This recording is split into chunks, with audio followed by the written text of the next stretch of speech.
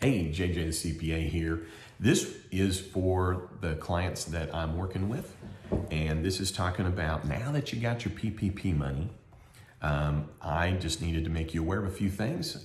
If we haven't talked about this, shouldn't make a difference, but the next 8 weeks, the PPP money, by law, it's a crime to actually use it differently than this, but it only can be used in the next 8 weeks from when you get your money for payroll, for the interest on your mortgage. That's, business mortgage, of course, or business loans, the employer paid health insurance, vision, dental, if you have that.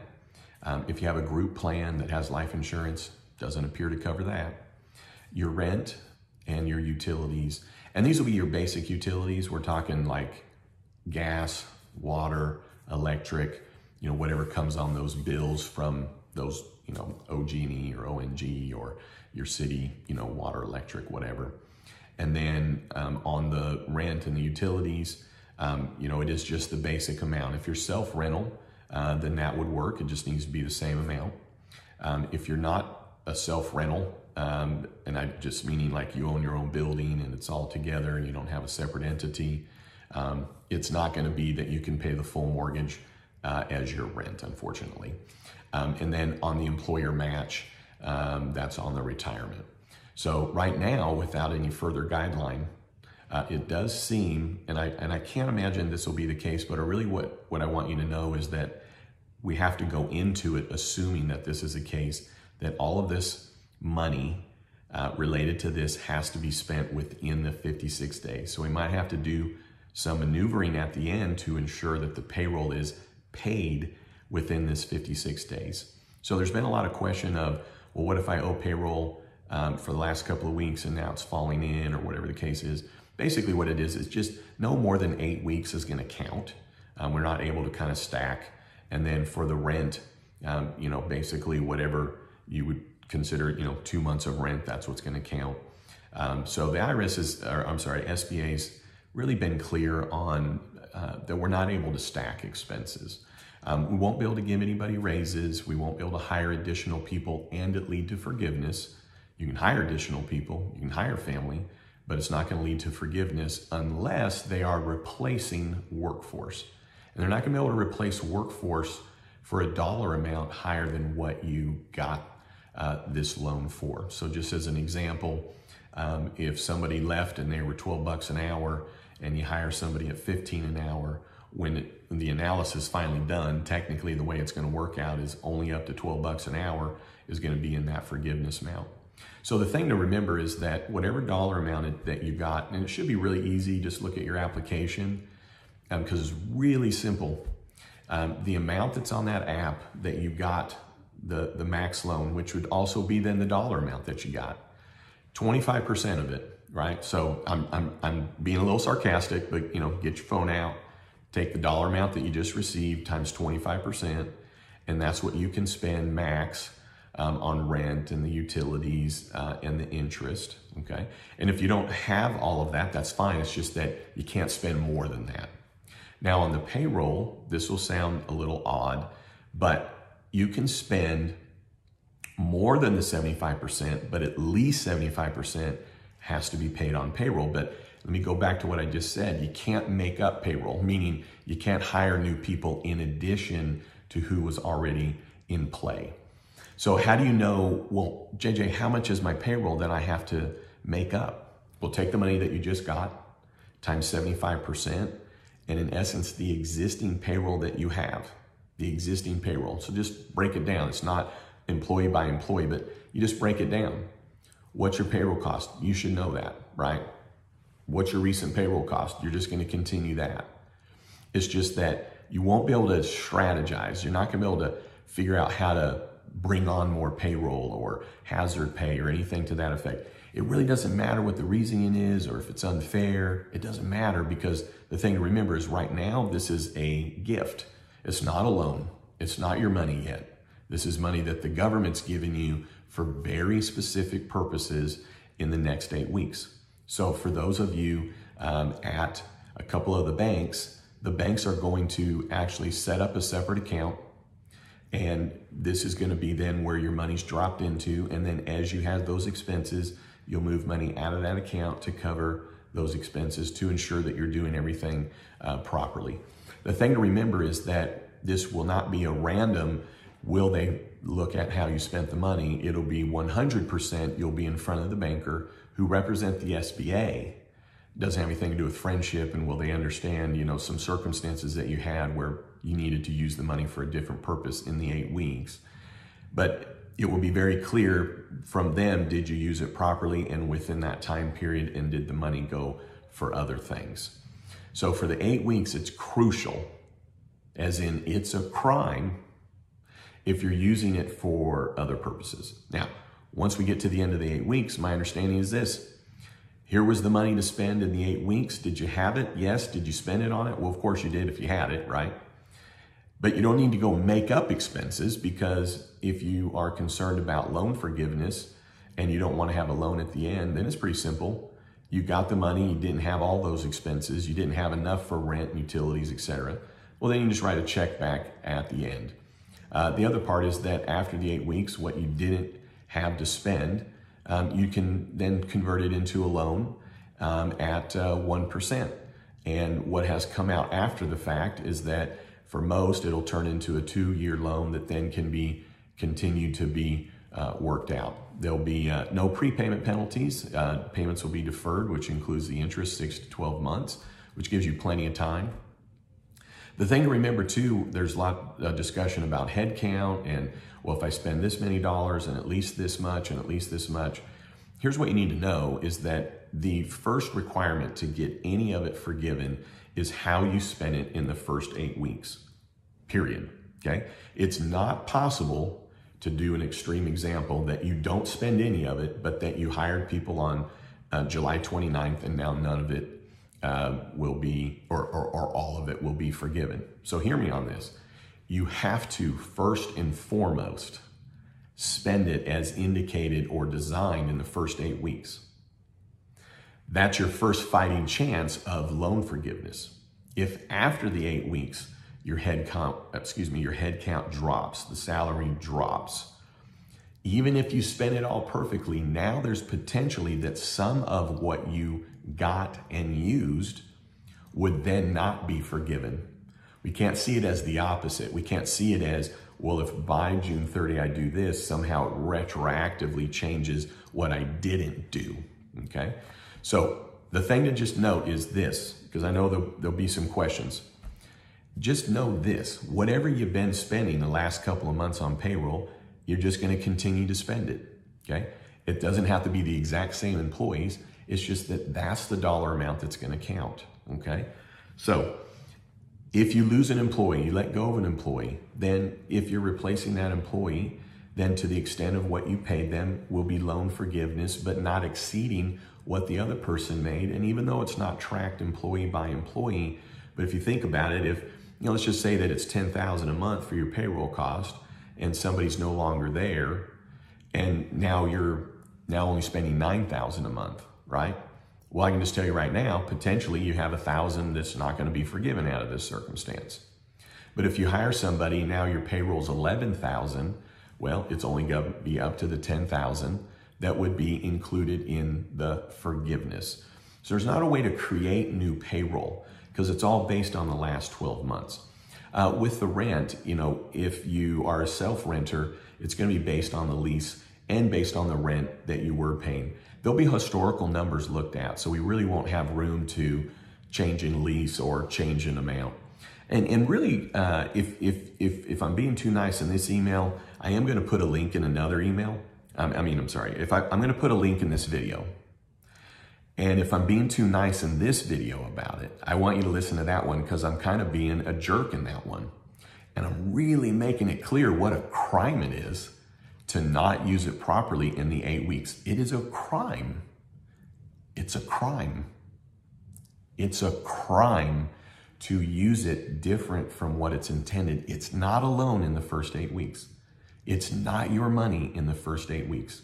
You don't get a say, you don't get control. It doesn't matter what set of circumstances you can come up with where you would think it would be unfair that you couldn't have access to that money or be able to spend it for the other purposes. It doesn't matter, because the money for the first 8 weeks has, here's what you can spend it on, period. How are they going to know what you did? Because at the end, you're going to go in with your documents and check copies, and you're going to go in with receipts, and you're going to be sitting in front of somebody who's representing, in essence, the SBA, which is the bank. The bank loses, okay? Let's say their licenses, or they get fined if they allow something just because you were able to make a good case why you needed to spend it on something else. And there really isn't a lot of room for gee gollies, because it's really simple, basic expenses you get to include, right? It's not, oh, I had to pay somebody to clean this and I had to pay somebody to repair this. It doesn't count. Basically, if it's not OG&E or City of Edmond or the city that you're in or ONG, it's not going to count as a utility. If it's not to Cox or AT&T, it's not going to count as a utility. They're going to be able to look at the bill. It's not going to be able to include the cable part. So at the end of the day, there's just not a lot of room. And then on the payroll, you're bringing in your payroll documents, right? I mean, that's going to just be pretty straightforward. And the way to look at it is it's really simple at the end. Here's what you got, okay? Not more than 25% can be used on these other expenses. At least 75% has to be used on payroll. They're just going to break it out. You're going to show them the receipts. It's not going to take very long. No explanations will be, in essence, required, because it's just, here's what it was, okay? So let me just back up real quick. Let's just say that you didn't have a lot of payroll last year, and now you have more payroll, okay? So it is possible that you could spend more than 75% on payroll, and that would be that your monthly average that was put on the application, which you can find, if that monthly average is less than your current payroll being defined as what were you basically doing in February, okay, then it should be easy to qualify. So the thing to know is that you're just going to spend it on what is required. You're not going to be able to spend more. The payroll that you have, if you really are down to the nitty-gritty, talk with your payroll company, okay? I mean, I don't really know what the payroll was in February because I'm not doing anything related to your payroll. So if you really wanted to analytically look at it because you've let somebody go or they've left, then analytically look at it by looking at what was your payroll in February, okay? And if you're getting caught up on, well, is it February 15th? What if it's every other week? What if it's, you know, bi-weekly? What if I pay monthly? What I want you to know is that it's just what was around your average payroll basically around February 15th, okay? And you don't have to really overthink it, in my opinion. You just, if you have the same employees, you're just paying them the same. If you get an employee that's left for whatever reason, well, if you replace it, it's going to count. You don't get to pay everybody more, okay? So at the end of the day, it should just be simple in the 8 weeks. You're covering your payroll, you're doing the rent, utilities, you're doing the match, you're paying the health insurance. If you don't have it, you don't have it. And at the end of the weeks, you have one of two choices. You can just give the check back because you didn't spend all that was needed, or it gets converted into a loan. So again, if you need the mean one, if you need the, I'm just stern the whole time, like if you really need to hear that from me, I am putting a link to that video where I don't smile one time. And I really drive home what a crime it is, okay? So just know this, it's a gift, and then after the 8 weeks, it's not. So if you were like, hey, I do need this money, and you don't have those expenses, well, the 8 weeks, you can't do anything about it. After the 8 weeks, now it gets converted to a loan. Then it is a loan. The first 8 weeks, not a loan. First 8 weeks is grandpa going, here's 20 bucks to go to the movies to get popcorn and licorice, okay? You don't get to decide instead to go and buy some socks, okay? Grandpa gave it to you for popcorn and movie tickets and licorice, okay? So when you then go back to grandpa and grandpa says, hey, here's the 20 bucks, go have a good time at the movies, bring me back the change. Well, when you get back, you're like, hey, grandpa, I spent more than what you gave me because I decided to get some bonbons and a Slurpee. Great, that's okay. I mean, you got your 20 bucks, you spend it all, no problem. If you go and you're like, hey, I had a tummy ache, so I wasn't able to spend it all, So here's your change of $2. And if grandpa says, oh, you know what, you can keep it, you can just pay me back later, but you had to spend it on what it was intended for first to then determine what the change is for grandpa to then decide you can borrow it. So you can't go out of the parameters, okay? Grandpa's gonna give you a whooping if you don't go to the movies. Grandpa's gonna give you a whooping if you buy cash and you buy socks and movie tickets, because between now and the end of when the movie time is, your only choice is to buy tickets, popcorn, licorice, things that you get at the theater, period. Until the movie's over, you don't get to do anything else but spend that. Because if you do, grandpa's giving you a whooping, okay? Period. And we know that grandpas don't usually give whoopings, but when he gives you $20 and tells you to spend it a certain way, that's what he means, okay? Then when you get back to the movies, grandpa says, hey, bring me back the change. And grandpa goes, yeah, the change, you can go ahead and just pay that back to me later. If you'd like to go buy some socks with it, that's cool. Just pay it back to me later. All right, hopefully that's a good, nice, simple analogy. Just know this, you can call me, but all I'll be able to tell you in the 8 weeks is, did you pay, is it ONG, is it City of, is it OG&E? Then it's not a utility, maybe unless it's AT&T and Cox for the line and the, for your telephone line and your internet. And yeah, it would include any of the taxes related to that or any of the fees related to that. And then when it comes down to the health insurance and the vision and the dental, I mean, you have that. When it comes down to the payroll, all you just need to know is that you're paying the people. If somebody's left, you're just replacing them. You don't have to replace them. So there's just no strategy to be had here. There's not a strategy. That's not really what the accomplishment is here. It's you have some money to go to the movies, to buy you a ticket, licorice, popcorn, Slurpee, whatever, but it has to be in the confines of what it was intended for. And then when the movie's over, then it in essence converts to a loan.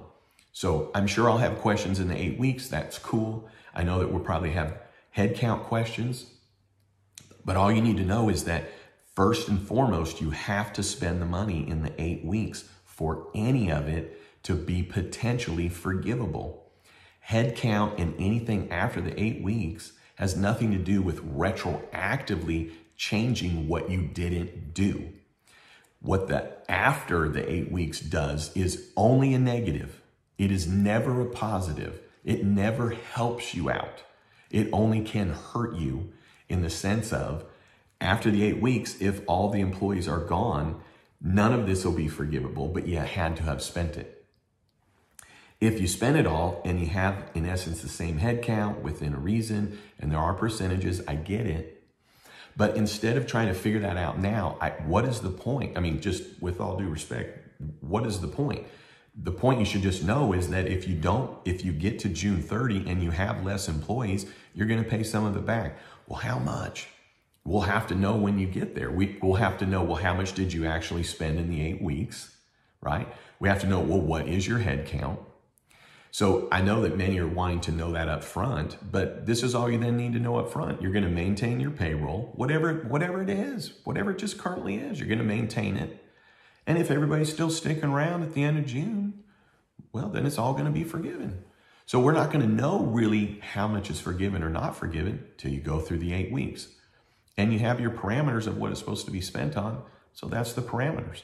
And then the last thing is, I know I'm giving out a lot of information related to this, but really I've helped get the loan or the program money. But my opinion on any of it will be irrelevant. You'll need to talk to your banker. And so I'll just say, you need to pay payroll, the basic utilities, etc. But I'll just have to keep referring you back to the banker because they're the ones that you'll be in front of. And unfortunately, I don't hold any weight with the bankers. I might hold some with the IRS, but I don't hold any with the bankers. So as you have additional questions, I'll just say, take it up with your banker. All right, hey, I'm going to put a link in here as well because I'm going to talk about the taxation of this, which if you use it all properly, none of it's taxable, but all the expenses that you're using with the government money isn't deductible. So, all right. Hey, thanks for tuning in. Thanks for listening. For those that are not clients of mine, if you're not convinced of this, go to the link in here. For those that are clients, you're probably convinced. But if you need the mean, stern talk, you really need it driven in, then go to that one. And if you've got this one, because I've texted it to you, to these clients, I love you. I hope that this is going to help and bring relief. I know it will. Just know in the next 8 weeks, got to just use it for what it is. If you have questions, I'm just going to refer you back to the banker. They're the ones who will have to solve it for you. And then as it relates to tracking it, should be pretty straightforward because it's pretty basic stuff that it's going for. So what do you need to do? Keep the documents. All right. Talk to y'all soon. Thank you.